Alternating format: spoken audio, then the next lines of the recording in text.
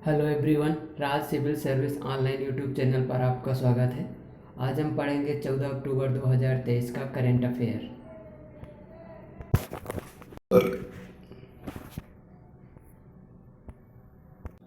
Hello everyone, तो आज का पहला क्वेश्चन है, विश्व आर्थिक आउटलुक रिपोर्ट किस संस्थान के द्वारा जारी किया जाता है? तो इसका सही जवाब होगा ऑप्शन नंबर डी, आईएमएफ के द्वारा। आईएमएफ के द्वारा इसकी शुरुआत की जाती है। एक प्रत्येक 6 माह में जारी किया जाता है। आगे देखें, इंडियन ओशन रिम एसोसिएशन के संबंध में निम्नलिखित कथनों पर विचार कीजिए। कथन नंबर 1, इसकी स्थापना 1997 में की गई थी। कथन नंबर 2, यूरोप महादेश से केवल इटली ही एकमात्र देश इसका सदस्य है। और कथन नंबर 3, इसका सचिवालय मॉरिशस में स्थित है। तो इसका सही जवाब होगा ऑप्शन नंबर 2, क्योंकि इसमें जो है तो यूरोप महाद्वीप से केवल एकमात्र फ्रांस देश ही इसका सदस्य है। इसकी स्थापना 1997 में की गई थी और इसका मुख्यालय मॉरिशस में है। ये देखें, मंत्रिमंडल के बारे में इंडिया ओशनिक रिम एसोसिएशन के बारे में देखें तो गतिशील अंतर सरकारी संगठन है। हिंद महासागर के किनारे के तटवर्ती देशों के द्वारा इसकी स्थापना की गई थी। और 2023 में इसकी अध्यक्षता 2023 में जो इसकी अध्यक्षता कर रहा है तो कर रहा है श्रीलंका।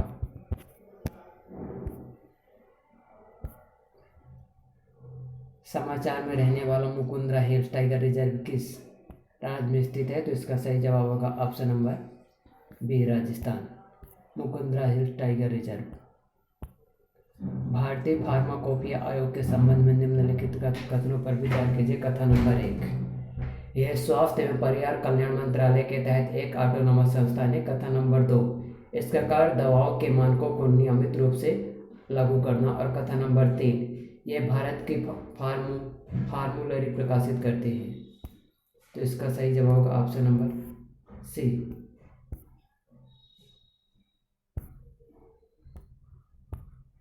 निम्नलिखित में से कौन है RAE नहीं है दुर्लभ पृथ्वी तत्व के बारे में? तो इसका सही जवाब होगा option number D, lithium.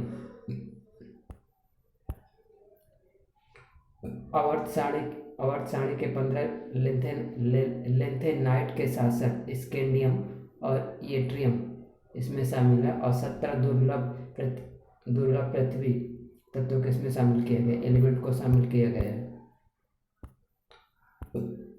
Atlantic pocket के संबंध में निम्नलिखित कथन पर विचार कीजिए। कथन नंबर 2, 1, यह एक प्रवासी प्रजाति। और कथन नंबर 2, यह प्रत्येक 15 किलोमीटर प्रति घंटे की रफ्तार से उड़ सकती है। तो इसका सही जवाब होगा ऑप्शन नंबर 1, क्योंकि प्रत्येक केवल 55 किलोमीटर प्रति घंटे की रफ्तार से उड़ सकती है। भारत के किस क्षेत्र में आपको अपने प्राकृतिक आवास में कीट की प्रजातियां न्यूमेफिया बेनिफिका के संबंध में यूमेसिया बेनिफिका किस राज्य में पाई जाती है? तो इसका सही जवाब होगा केरल में। यूमेसिया बेनिफिका मिलने की सर्वाधिक संभावना किस राज्य में है? तो केरल में। लखपति दीदी पहल के संबंध में निम्नलिखित कथनों पर विचार कीजिए। कथन नंबर 1, इसका उद्देश्य स्वयं सहायता समूहों में महिलाओं को प्रशिक्षित करना। कथन नंबर 2, इसकी शुरुआत दीनदयाल अंत्योदय योजना राष्ट्रीय ग्रामीण आजीविका मिशन के द्वारा शुरू की गई थी। तो इसका सही जवाब होगा ऑप्शन नंबर सी, 1 और 2 दोनों सही। जो 2023 में लखपति दीदी अभियान जो पहल चल रही है तो प्रधानमंत्री जी के द्वारा क्या इसकी प्रगति के संदर्भ में समीक्षा करने के लिए उच्च स्तरीय बैठक की अध्यक्षता की है। भारत सरकार के द्वारा जो लखपति दीदी पहल है तो इसके तहत जो सेल्फ हेल्प ग्रुप है तो उनको ट्रेनिंग देने के लिए इसको चलाई गई थी, जिसका उद्देश्य यह था कि कम से कम 1 लाख रुपए प्रति वर्ष की स्थायी आय अर्जित की जा सके। अंतर्राष्ट्रीय आपदा जोखिम न्यूनीकरण दिवस के संबंध में निम्नलिखित कथनों पर विचार कीजिए। कथन नंबर 1, यह प्रत्येक वर्ष 12 अक्टूबर को मनाया जाता है। कथन नंबर 2, इसकी theme fighting inequality for a resilient future. तो इसका सही जवाब होगा option number C.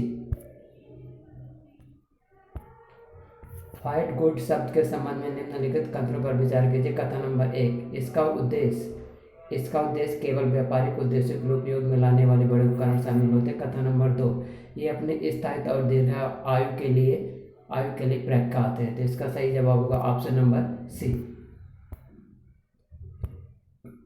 Hard goods के बारे में देखिए, भारत सरकार के द्वारा जो हार्ड गुड्स हैं तो घरेलू उपकरणों जैसे स्टोव, रेफ्रिजरेटर, वॉशिंग मशीन या एयर कंडीशन आदि उपकरणों किसमें मशीनों या घरेलू उपकरणों किसमें शामिल किया जाता है। सामान्यतः इसमें देखा जाता है कि इसमें बड़े उपकरण तथा टिकाऊ वस्तु किसमें शामिल किया जाता है।